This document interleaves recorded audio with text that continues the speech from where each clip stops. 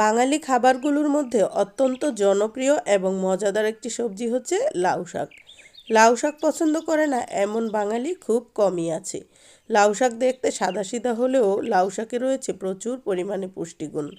আসসালামু আলাইকুম এভরিওয়ান, সবাইকে আবারও স্বাগতম জানাচ্ছি নতুন আরও একটি রেসিপি ভিডিও দেখার জন্য। আজকে শেয়ার করব লাউ শাক দিয়ে ভীষণ মজাদার এবং মুখরোচক একটি রেসিপি। বর্তমানে যেহেতু অনেক গরম পড়ছে, তো এই গরমে শরীরের জন্য অনেক বেশি উপযোগী হবে আজকের এই রেসিপিটি। আশা করছি আজকের রেসিপিটি আপনাদের কাছে অনেক বেশি ভালো লাগবে। চলে এলাম মূল রেসিপিতে। আজকের রেসিপির জন্য এখানে আমি 1 কেজি পরিমাণ লাউ শাক নিয়েছি। লাউ শাকগুলো অনেক কচি টাইপের, দেখেই বুঝতে পারছেন, আর অনেক বেশি ফ্রেশ। আর এরকম ফ্রেশ শাক দিয়ে কিন্তু রেসিপি তৈরি করলে অনেক বেশি মজাদার হয়। তো এই শাকগুলোকে আমি কেটে নিব।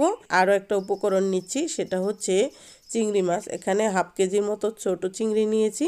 চিংড়িগুলোও আমি একইভাবে শাকের সাথে পরিষ্কার করে নিব। শাকগুলো কেটে তারপরে ধুয়ে নিয়ে আসলাম। আর হচ্ছে চিংড়ি মাছটাকেও আমি কেটে পরিষ্কার করে নিয়েছি। এই যে চিংড়িগুলো কেটে পরিষ্কার করে নিয়েছি। এখন হচ্ছে আমি চুলায় চলে যাব। একটা প্যান বসিয়ে দিয়েছি চুলায়, তারপর চুলাটা জ্বালিয়ে দিয়ে এই প্যানের মধ্যে হাফ কাপ সয়াবিন তেল দিয়ে দিচ্ছি। তেলটা যখন হালকা গরম হয়ে গিয়েছে, সেই পর্যায়ে দিয়ে দিলাম 1.5 টেবিল চামচ রসুন কুচি, আর পেঁয়াজ কুচি দিয়ে দিলাম হাফ কাপ পরিমাণ। এখন পেঁয়াজ আর রসুনটা একটু ভেজে নিব।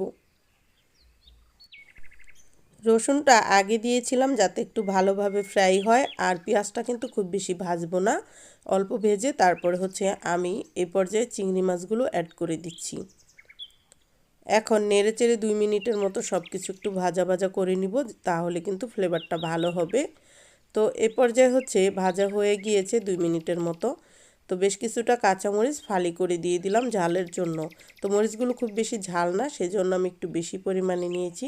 লবণ দিয়ে দিলাম হাফ টেবিল চামচ, আর হলুদের গুঁড়া দিলাম 1 টেবিল চামচ।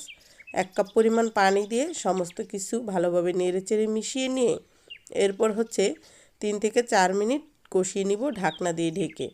তো আপনারা কিন্তু চাইলে শুকনো মরিচের গুঁড়া ব্যবহার করতে পারেন কাঁচামরিচের পরিবর্তে।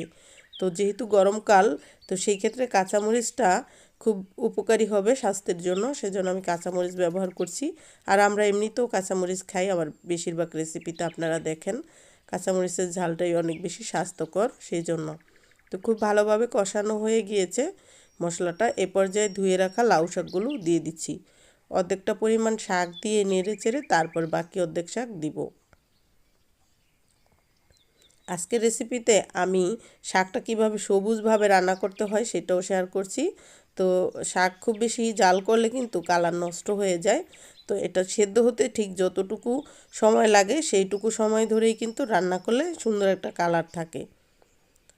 এই পর্যায়ে হচ্ছে বাকি শাকটা দিয়ে দিচ্ছি। এখন 2 থেকে 3 মিনিটের জন্য ঢাকনা দিয়ে ঢেকে রাখছি একটু স্টিম হওয়ার জন্য।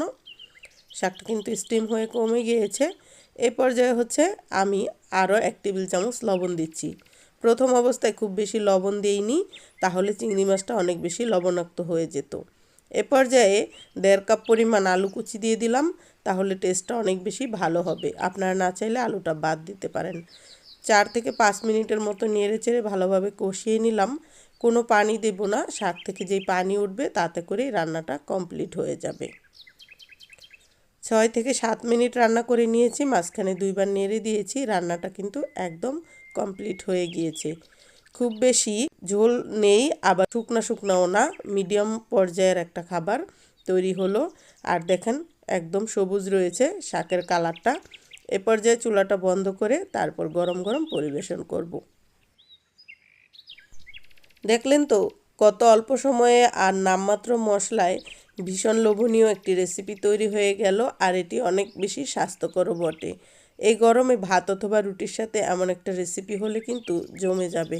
তা আশা করছি আজকের রেসিপিটি আপনাদের কাছে ভালো লেগেছে, আর আপনাদের ভালো লাগাই কিন্তু আমার ভিডিওর সার্থকতা। আজকের মতো বিদায় নিচ্ছি। সবাই অনেক বেশি ভালো থাকুন, সুস্থ থাকুন। কথা হবে পরবর্তী ভিডিওতে ইনশাল্লাহ। কিপ ওয়াচিং পপি আকবর। আল্লাহ হাফেজ।